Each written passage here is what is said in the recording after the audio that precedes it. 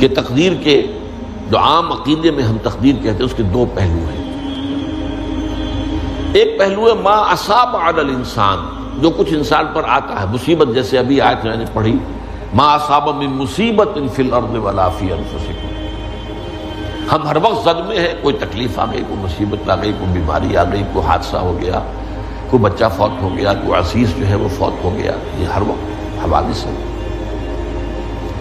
تو جو بھی کچھ پیش آتا ہے وہ علم خداوندی میں ہمیشہ سے تھا. یہی وجہ ہے کہ ایک اور حدیث ہے ابن الدیلمی سے، لمبی حدیث ہے وہ، لیکن اس کے اندر جو آخری ٹکڑا ہے وَتَعْلَمَ، یعنی انسان کے نجات کے لیے لازم ہے کہ یہ بات بھی تم جان لو انما اصابک لم یکن لیخطئک وانما اخطأک لم یکن لیصیبک ولو مت علی غیر ھذا. اگر تم اس کے سوا کسی صورت پر ہوگے تو جہنم میں داخل ہو جاؤ گے، دخلت النار. یہ جان لو کہ جو چیز تم پر آئی وہ آنی ہی آنی تھی.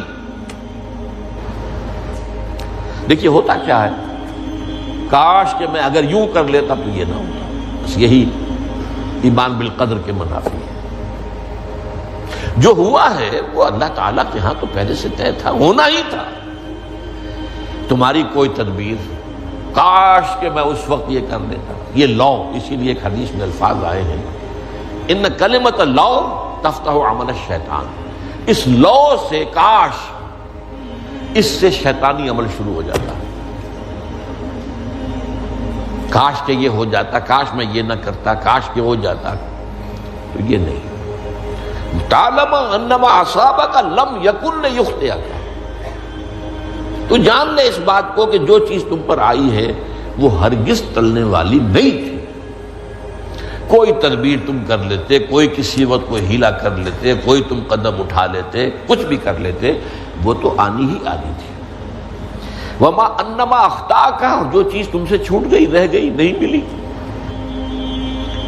ایک ویکینسی ایڈورٹائز ہوئی تھی، آپ نے بھی درخواست دی تھی، آپ کو نہیں ملی. اب آپ ہو کاش کہ میں نے فلاں سے سفارش کرا لی ہوتی، بس گئے. تو جو چیز چھوٹ گئی وہ چھوٹ جانی ہی تھی.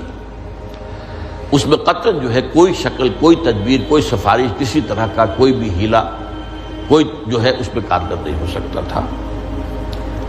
لم یکن لیصیبک وبت علی غیر ذالک. اگر تو اس کے سوا کسی کیفیت پر تیری موت واقع ہوئی، اگر یہ یقین نہیں ہے، یہ ہے تقدیر کا وہ مفہوم کہ جس کا تعلق ہے علامہ اصاب الانسان.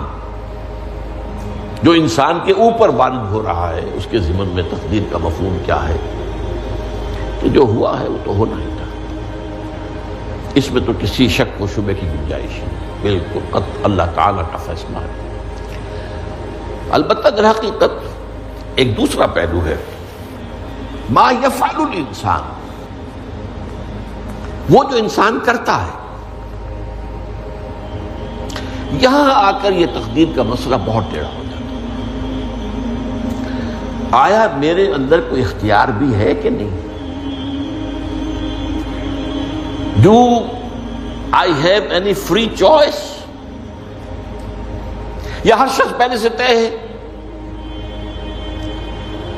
تقدیر کا ایک عام مفہوم یہ ہے، اور اس مفہوم میں بھی بعض روایات بھی ہیں جو اس کی تائید کرتی ہیں کہ ہر چیز پہلے سے طے ہے، لکھی ہوئی.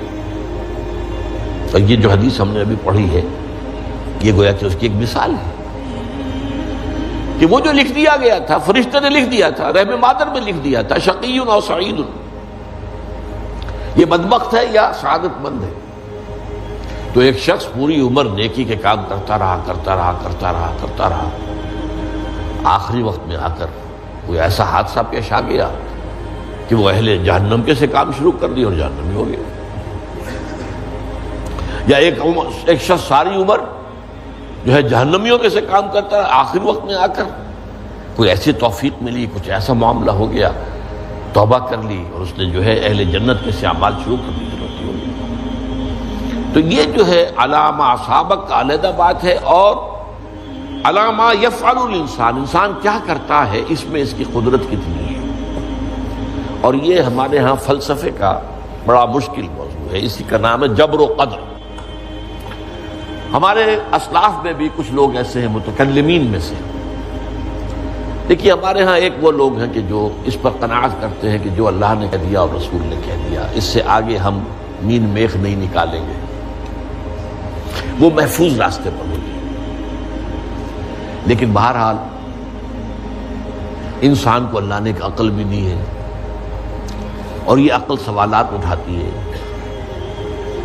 اور جو زیادہ ذہین انسان ہوتے ہیں ان کے اندر ان کی یہ مصیبت زیادہ ہوتی ہے، لہٰذا وہ تو سوچتے ہیں، کچھ نہ کچھ غور و فکر کرتے ہیں، بات سمجھنے کی کوشش کرتے ہیں۔ اس میں اب ہمارے ہاں دو طبقے ہو گئے، جبریہ قدریہ۔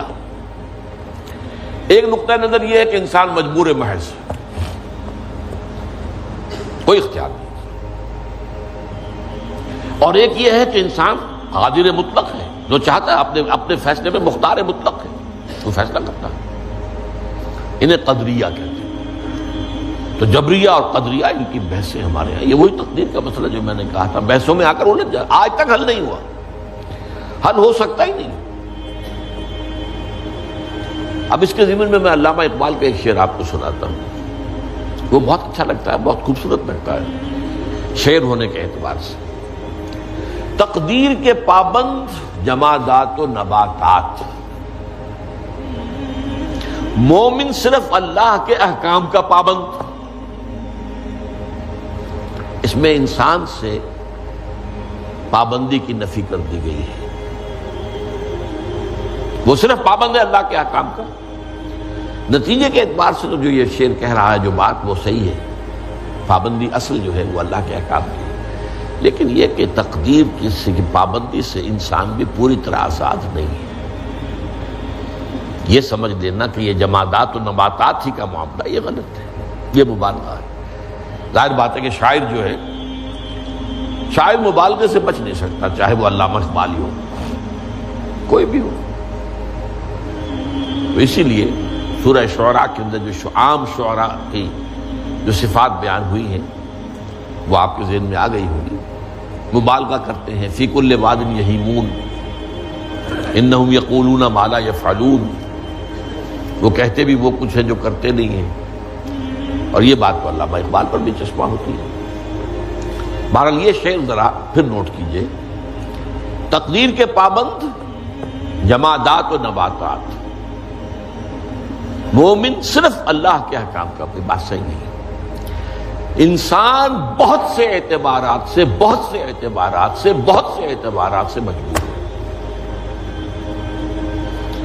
سب سے پہلے جو ہے انسان کے اندر ایک تقدیر نوعی ہے، نوع انسان۔ چھوٹی سی چڑیا اڑتی پھرتی ہے، انسان نہیں اڑ سکتا۔ آپ نے ٹھیک ہے مشین ایجاد کر دی، جہاز ایجاد کر لیا، آپ دوڑ رہے ہیں، 500 آدمی اور سینکڑوں من سامان لے کر جو ہے وہ جا رہا ہے، 747 ہو یا 757 ہو، یہ کر لیا ٹھیک ہے، خود نہیں اڑ سکتے۔ اب کیا کریں گے آپ؟ یہ تقدیر نوعی ہے، سپیشیز، ہر سپیشیز کے لیے اللہ نے ایک اندازہ مقرر کر دیا ہے، اس اندازے ہی میں رہے گا، اس سے باہر نہیں جا سکتا۔ پھر ایک تقدیر شخصی ہے۔ اب دیکھیے تقدیر شخصی کیا ہے؟ بعض اوصاف و صفات ہمیں وراثتاً ملتے ہیں، we have no choice۔ پہلے بھی یہ بات مانی جاتی تھی، آج جو ہے ذرا سائنٹیفک انداز میں ہم کہتے ہیں جینز میں چلا آ رہا ہے۔ وہ جینز کو کوئی بدل سکتا ہے؟ جو جینز بھی آپ کو ملے اپنے والدین کی طرف سے، وہ آپ کی شخصیت کا ظاہر بات ہے کہ فیصلہ کن طرز پر اس کو ڈھال دیتے۔ جینز ہے، پابندی ہے۔ نمبر 2 یہ کہ خاص طور پر جو گھر کا ابتدائی ماحول ہوتا ہے، ماں کی گود اور ابتدائی گہوارہ گھر کا، اس کے جو اثرات مرتسم ہو جاتے ہیں شخصیت کے اوپر، وہ بھی بڑے مستقل ہوتے ہیں، پختہ ہوتے ہیں۔ ان دونوں چیزوں کو ضرب دے لیجئے، hereditary factors multiplied by environmental factors, اس سے مل کر ایک شے تیار ہوتی ہے جس کو قرآن کہتا ہے شاکلہ. قل کل یعمل علی شاکلتہ فربکم اعلم بمن هو اہدی سبیلا. سورہ بنی اسرائیل. شاکلہ کسے کہتے ہیں؟ شاکلہ شکل دینے والی شے. آپ کو لوہا ڈھالنا ہے، کوئی خاص پرزہ بنانا ہے، اس کا پہلے سانچہ بناتے ہیں. لوہے کو پگھلا کے اس میں ڈالیں گے تو جیسا سانچہ ہوگا ویسا ہی لوہا جو ہے وہ شکل اختیار کرے، اس سے شاکلہ کرے. یہ شاکلہ جو ہے ہر انسان کا، اس سے باہر انسان نہیں جا سکتا. اس کے اندر اندر سٹرگل ہوگی، اس کے اندر اندر اس کی جد و جہد ہوگی. لیکن اس کا یہ مطلب نہیں ہے کہ اس کا کوئی فری چوائس ہے. فری چوائس ہے، لیکن وہ فری چوائس انہی حدود کے اندر کام کرے گا، اس سے باہر نہیں. اس بات کو مختلف احادیث میں حضور نے بہت خوبصورتی سے بیان کیا. ایک حدیث بڑی اہم ہے، بڑی اہم ہے. الناس کالمعادن، انسانوں کی مثال بھی معدنیات کیسی ہے.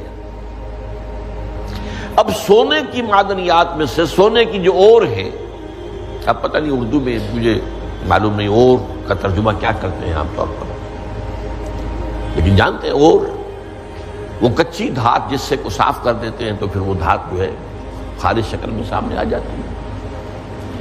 سونے کی اور سے سونا بنے گا، چاندی کی اور سے چاندی بنے گی، سونا تو نہیں بن سکتا. جتنا چاہے صاف کر لیں، وہ اور تو مستقل. الناس کالمعادن خیارکم فی الجاہلیت خیارکم فی الاسلام.